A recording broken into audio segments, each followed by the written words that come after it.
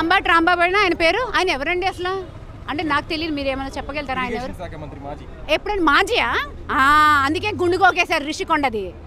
గుండుగోకేసి irrigation అని చెప్పి శాఖ మంత్రి అని చెప్పి రిషికొండ మొత్తం గుండు గీకించేసి అదేదో రిసార్ట్లు కట్టుకొని చేయటం కాదు, ప్రజలకి న్యాయం చేశారు కాబట్టి 1000 రూపాయలతో ఆగిపోయారు.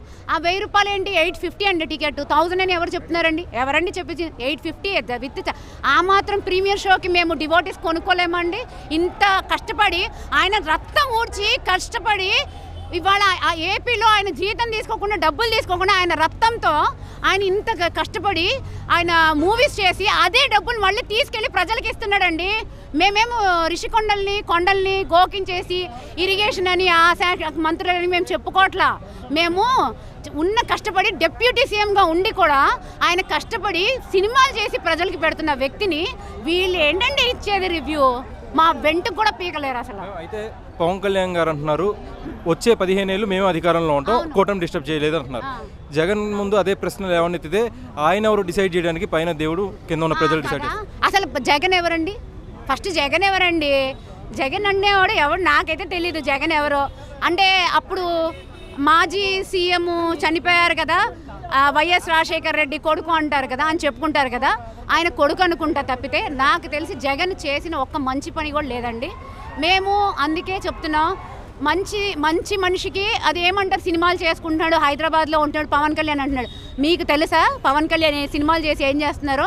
ఆయన ఇక్కడ సినిమాలు చేసి రక్తము చెమట ఊడ్చి కష్టపడి వెళ్ళి ప్రజలకు పెట్టుకుంటున్నాడు అక్కడ. అలాంటి మనిషిని వీళ్ళు కమెంట్ చేసే రైట్స్ ఎవరికి లేదు. 11 సీట్లు కాదు, లాస్ట్కి ఒక్క సీటు కూడా మిగలదు. ఒక్క సీట్, అది కూడా ఒక్క సీట్ ఉంటే ఎవడొకటి ఇచ్చుకోవాలి. అసెంబ్లీలో బాగుండవమ్మ ఒక ప్రశ్న అన్నారు, పవన్ కళ్యాణ్ గారు అందుబాటులో ఉండట్లేదు అని చెప్పి, కాలుష్యం ఒక వాతావరణం సంబంధించిన విషయంపై. దాని గురించి మీరేమంటారు? కూటమి నేత అట్లా అంటున్నారంటే వాళ్ళకి ఏం తెలుసండి, మాట్లాడతారు ఏదో. అదే అసెంబ్లీలో ఉన్నారు అగేన్స్ట్గా అంటే పవన్ కళ్యాణ్కి వేరే దాంట్లో లేదు, నాకు ఇది కావాలండి, అది కళ్యాణ్ గారు ఉన్నారని పడేయకుండా తీసుకెళ్తున్నాను, బకెట్ కళ్యాణ్ గారు ఉన్నారని తీసుకెళ్తున్నాను. అసలు అందులో మీకు తెలిసి అక్కడ కూడా అండి ఆ కూటమి ప్రభుత్వంలో కూడా పవన్ కళ్యాణ్ గారికి అగేన్స్ట్గా ఉన్నారు మాకు తెలుసు. కానీ మేము కళ్యాణ్ గారు అడుగుజాడల్లో నడిచే వాళ్ళమి కాబట్టి మేము అలా సైలెంట్గా వెళ్ళిపోతున్నాం. అంతేగాని కళ్యాణ్ గారికి వీళ్ళు ఎవరో మాకు చెప్పి ఏదో కాలుష్యం జరుగుతుంది, అది జరుగుతుంది, ఏదో ఫేక్ న్యూస్లు వెళ్ళి అక్కడ కూర్చొని మాట్లాడితే కదా, డైరెక్ట్గా వచ్చి చూస్తే తెలుస్తుంది కళ్యాణ్ గారు అంటే ఏంటో. So YCP ex-MLA Ambati Rambabu గారు సైతము సినిమా బ్లాక్ బస్టర్ అయితే ఆయనే రివ్యూ ఇస్తున్నారు, ఎలా అనిపిస్తుంది? ఎక్స్ఎమ్మెల్యేలు ఇంకా అంతకన్నా ఏం చేస్తారు? మూవీ చూడమని చెప్పండి, కళ్ళు మూసుకొని చెవులు మూసుకొని చెత్త రివ్యూలు ఇవ్వకుండా డైరెక్ట్గా మూవీకి వచ్చి మూవీ చూస్తే వాళ్ళకి అర్థమవుతుంది.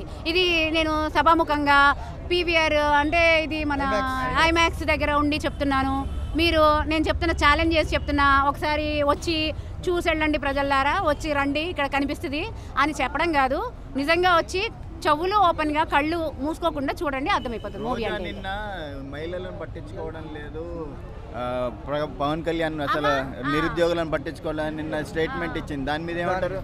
అమ్మ డైమండ్ రాణి, నువ్వు ప్రభుత్వంలో ఉన్నప్పుడు ఎమ్మెల్యేగా ఉన్నప్పుడు ఏం పీకేమో మాకు తెలియదు, కానీ ఎవరెవరు ఏం చేస్తున్నారో మాకు తెలుసు. మేము తెలంగాణలో ఉండి కూడా ఏపీకి వెళ్ళి మేము ప్రచారం, కళ్యాణ్ గారికి పిఠాపురం వెళ్ళి ప్రచారం చేసి వచ్చిందని నేను, మాకు తెలుసు పవన్ కళ్యాణ్ గారు ఏంటో. రోజా గారు మహిళల్ని పట్టించుకోవట్లేదని చెప్తున్నారంట, నాకు తెలీదు, ఆవిడ ఏం చూసారో తెలీదు. కానీ ఇది మూవీ రివ్యూ కాబట్టి నేను మూవీ గురించి ఒకటే చెప్తున్నాను, మా కళ్యాణ్ గారికి ఎవరు సాటి రారు, ఇంక నాకు తెలిసి చరిత్రలో సృష్టించలేరు ఎవరు. ఇదే ఆయన ట్రెండ్ సెట్ చేశారు, ట్రెండ్ క్రియేటర్ అంతే.